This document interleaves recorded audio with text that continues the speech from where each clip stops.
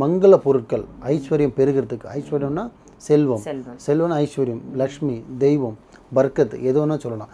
இது உங்களுக்கு ஆன்லைன்லையும் விற்கிது, பீச் சைட்லையும் விற்கிது, ஆன்லைனில் விற்கிது. நிறைய இந்த கிஃப்ட்டு பண்ணுற ஷாப்பில் இருக்கு இல்லையா, அங்கே கூட கிடைக்கிது. சில நாட்டு மண்டலங்களோடு வைக்கிறாங்க.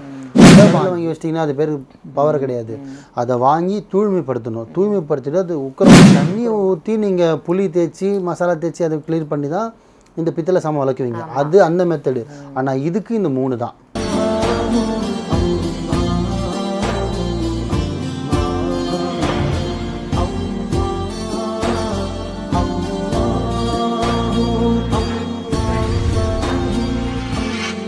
மரிஜன் மணியர்கள் அனைவருக்கும் அன்பான வணக்கங்கள். பொருள் காவாங்கரை ட்ரிபிளம் டவர்ஸில் இருக்கக்கூடிய மாலிக் பாய் அவர்களை தான் சந்திக்க வந்திருக்கோம். வணக்கம் பாய். வணக்கம் பாய். இன்னைக்கான டாபிக் வந்து வரலட்சுமி நோன்பு, வரலட்சுமி விரதம்.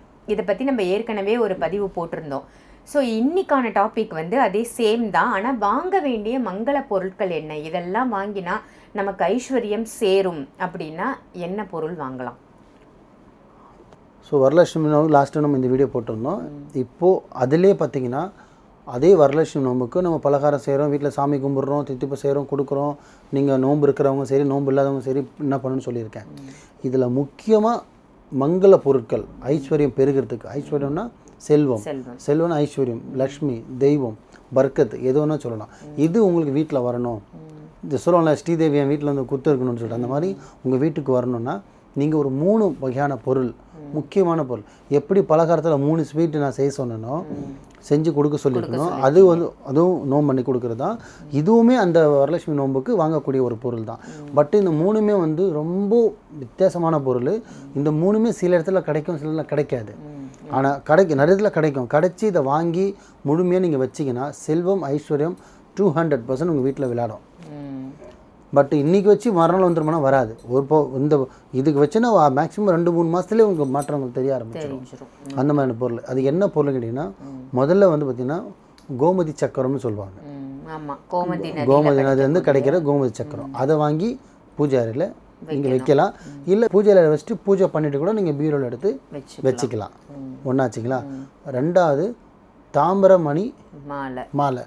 அதை வாங்கி என்ன பண்ணோம், நீங்கள் வீட்டில் உருவமாக வச்சுருக்கீங்க, சாமி படம் மாதிரி படமாக வச்சுருந்தாலும் மாட்டலாம், சிலையாக வச்சுருந்தாலும் அந்த கழுத்தில் நீங்கள் அதை போடலாம். இப்போ நார்மலாக நீங்கள் மாலையில் போடுறது, ரோஸில் போடுறது, மல்லியில் போடுறது வாங்கினா அந்த தாமிரமணி மாலைன்றது ஒரு ஸ்பெஷல் அன்றை பொழுதில். ஓகேங்களா. 2 3வது விஷயம் பார்த்தீங்கன்னா வளர்புரி சங்கு.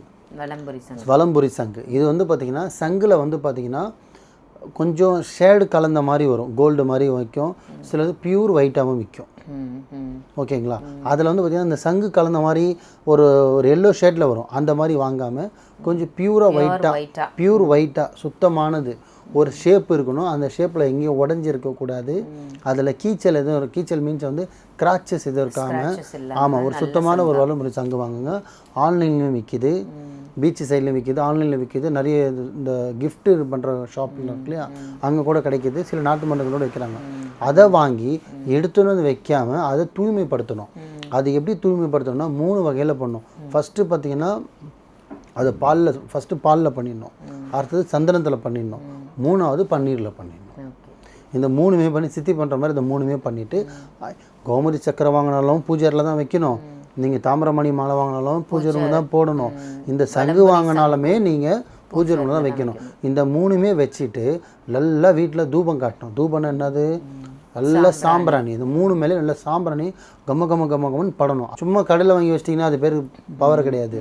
அதை வாங்கி தூய்மைப்படுத்தணும். தூய்மைப்படுத்திட்டு அது உக்கரமாக்கணும். உக்கரம்னா அதுக்கு வைப்ரேஷன் ஏற்றணும், வைப்ரேஷன் கொடுக்கணும். அதுக்கு என்ன பண்ணணும்னா நீங்கள் பற்ற வைக்க வேணாம், நல்ல சாம்பிராணி நல்லா கம்மன்னு காமிச்சிட்டு அப்புறம் அங்கங்கே நல்லா மனசார சாமி கும்பிட்டு ஒரு இரவு சாமி படுத்தாண்ட இந்த 3மே இருக்கணும்.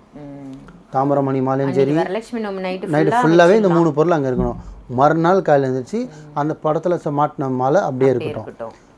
கோமதி சக்கரத்தை போய்ட்டு பீரோவில் வச்சுருங்க. சங்கு வந்து சாமி படுத்தாண்ட வச்சுருங்க.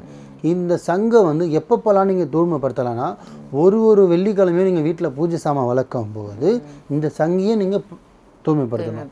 இப்போ தண்ணி ஊற்றி நீங்கள் புளி தேய்ச்சி மசாலா தேய்ச்சி அதை கிளீன் பண்ணி தான் இந்த பித்தளை சாமான் வளர்க்குவீங்க. அது அந்த மெத்தடு.